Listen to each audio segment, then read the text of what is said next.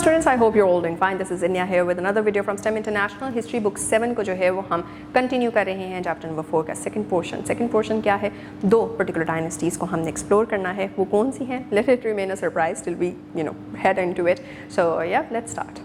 Students, what we're doing is we're doing chapter number 4 और इसके जो है वो हम कंटिन्यू करने जा रहे हैं. In the last or the previous video what we have done is number 1 Mahmood Ghaznavi और साथ में मोहम्मद घोरी के बारे में जो है वो हमने पढ़ा. Why were they interested in invading India? And then comes the Mamluk dynasty. Now this dynasty is being founded और इसमें हमने पढ़ा था कि मोहम्मद घोरी के जो स्लेव थे उनका नाम था Qutubuddin Aibak. Qutubuddin Aibak was the first person who actually founded a dynasty, a Muslim dynasty in the subcontinent, and this dynasty was named as the Mamluk dynasty. Northern India का जो portion है वो basically इस dynasty के अंडर आ रहा था. He was a Turkic Mamluk, a general of the Ghurid Empire. Yes, ये हम पढ़ चुके हैं. और also ये इस dynasty की जो अगर हम देखें कि कब से कब तक रहा, तो this was from 1206 to 1290. इस पीरियड को इस ममलूक डायनेस्टी के जितना भी रूलिंग पीरियड था उसको जनरली हम दो पीरियड्स में डिवाइड कर सकते हैं. एक जिसको हम कहते हैं बहरी और एक जिसको हम कहते हैं बुर्जी पीरियड्स. ठीक है, बहरी और बुर्जी पीरियड्स में क्या फ़र्क है वो भी हम देख लेते हैं, लेकिन उससे पहले कुछ नॉन रूलर्स को जो है वो हम पढ़ते हैं कि कौन कौन थे. So it started off with Qutubuddin Aibak, then came Iltutmish, then Razia Sultana, then Aram Shah and then Ruknuddin Firoz. Iltutmish, Qutubuddin Aibak के बाद इल्तुतमिश के शमसुद्दीन इल्तुतमिश जो है वो पूरा नाम है. He was the third of the Mamluk kings. He was the first Muslim sovereign to rule from Delhi और साथ ही साथ he was a very effective founder of Delhi Sultanate. Iltutmish ने जो है वो एडमिनिस्ट्रेशन सारी की सारी और ख़ुद ऑर्गेनाइज़ की. मेजर विक्ट्रीज़ भी जो हैं वो उसको मिली. उसने बंगाल को कॉन्क्वेस्ट कर लिया, उसने मुल्तान को कॉन्कर कर लिया, उसने राथम्बोर एरिया जो है उसको भी कॉन्कर कर लिया और अपने जो डायनेस्टी है उसका पार्ट बना लिया. और साथ ही साथ ग़ियासुद्दीन को डिफीट करके who was basically leading Bihar को भी कैप्चर कर लिया. Therefore he was one, Iltutmish या फिर Shamsuddin Iltutmish was the first one to become the first legal sovereign and founder of the Delhi Sultanate. Contributions क्या क्या हैं इल्तुतमिश की? Number 1, अभी हमने पढ़ा कि he actually was able to establish or develop a very effective administration in the area, right? तो उसके लिए of course कुछ ना कुछ तो उसने किया, कुछ policies उसने बनाई होंगी, कुछ contributions होंगी उसकी सोशो पॉलिटिको या फिर इकोनॉमिक टाइप की. तो सबसे पहले तो ये कि उसने गोल्ड का जो कॉइन है उसको बेसिकली लेकर आया, राइट.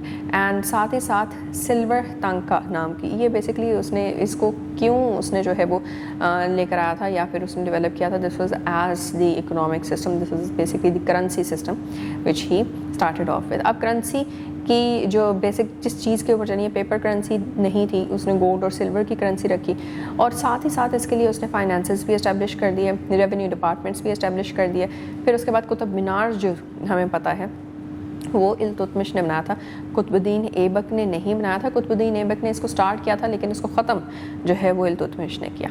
फिर उसके बाद because he was also fond of art and learning, तो आर्ट के लिए और लर्निंग के लिए जिस तरह से एजुकेशन की फील्ड के लिए ही founded the Nasiriya college in Delhi. इस तरह से बहुत सी चीज़ें जो हैं वो उसने इंट्रोड्यूस करवाई इनटू दिस पर्टिकुलर रीजन. उसके बाद ये आ जाती है हमारे पास खिलजी रूल. खिलजी रूल क्या है?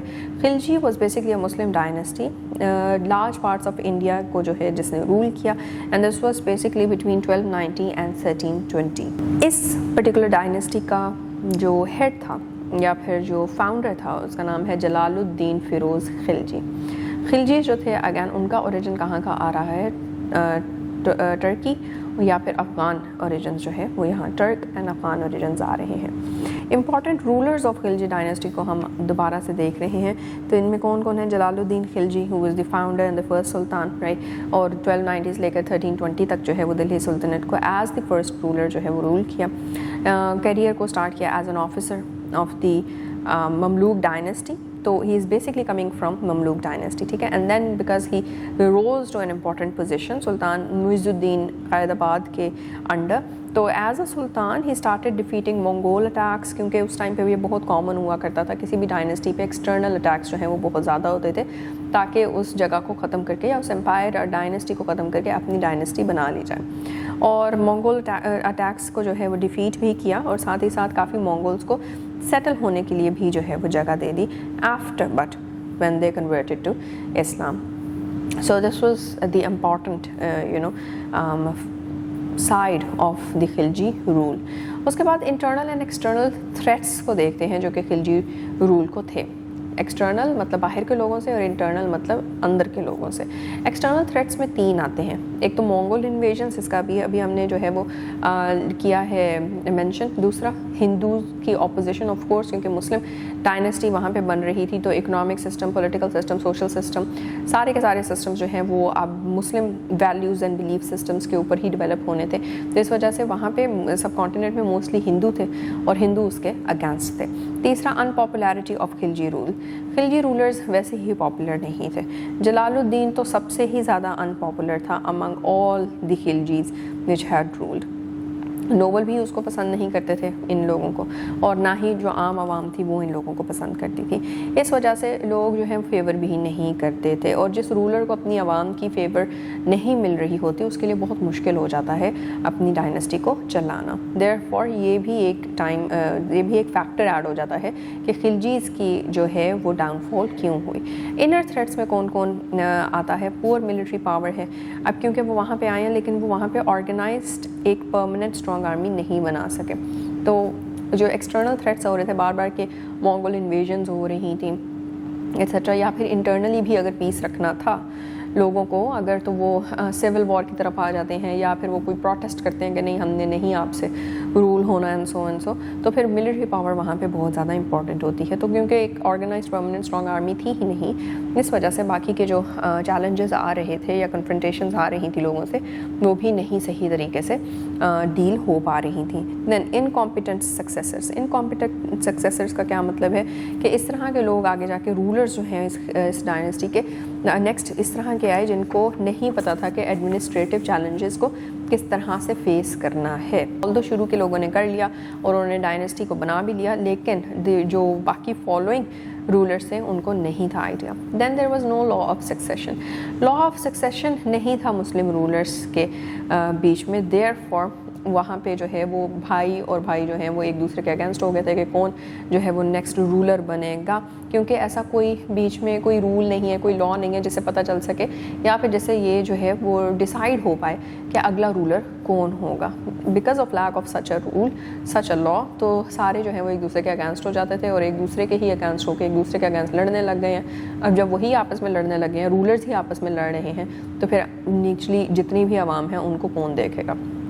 इसकी वजह से रूलर्स ही एक दूसरे ग्रुप्स का जो है वो सहारा लेके एक दूसरे के अगेंस्ट लड़ाई कर रहे होते थे, और इस वजह से जो दूसरे ग्रुप्स हैं वो भी फ़ायदा उठाते थे कि वो उनकी वजह से क्या हो रहा था कि खिलजी डायनेस्टी की जो इंटरनल स्ट्रेंथ हो सकती थी फैमिली की वो ख़त्म होती गई. फिर इंटरनल डिफरेंसेस भी बहुत ज़्यादा थे. इंटरनल डिफरेंसेस के अंदर ये था कि जो रूलर्स होते थे उनको यही था या मार दो या मर जाओ वाला सीन. तो इस वजह से जो है वो अपने ही लोगों को असैसिनेट कर देते थे, अपने ही लोगों को बुचर कर देते थे. और दिस इज़ हाउ ऑल्सो कि उनका अपना जो एक सपोर्ट सिस्टम होता है ना, जो आपका फैमिलियल सपोर्ट सिस्टम होता है, वो ख़त्म हो गया था. So this was all about the Khilji dynasty. I hope that you are going to read it again and revise it again and bring this on your fingertips ताकि हम नेक्स्ट वीडियो में नेक्स्ट डायनेस्टी को पढ़ सकें. जी तो बच्चों जो 2 इम्पॉर्टेंट डायनेस्टीज़ जिनका नाम जो शुरू में भी जिक्र किया गया था, that is the Mamluk dynasty and as well as the Khilji dynasty. दोनों डायनेस्टीज़ पावरफुल थी. उनके लीडर्स के बारे में हमने पढ़ा, लीडर्स किस तरह से अपनी इन डायनेस्टीज़ को सस्टेन कर सके over longer periods of time, और फिर एंड पे जाके क्या वीकनेसेस आई, क्या वो सिर्फ गवर्निंग पार्ट पे थी या फिर वो लोगों की कोई इंटरनल कोई एक्सटर्नल थ्रेट्स भी थे वहाँ पे existing. So all of this I hope that you are keeping that contrast and compare वाली प्रैक्टिस अभी तक जो कि हमने पिछले चैप्टर में की थी कि हमने इस तरह से कंट्रास्ट करते आना है. And you will keep on continuing it. मिलते हैं इन द नेक्स्ट वीडियो के अंदर something new. So take care. अल्लाह हाफ़िज़.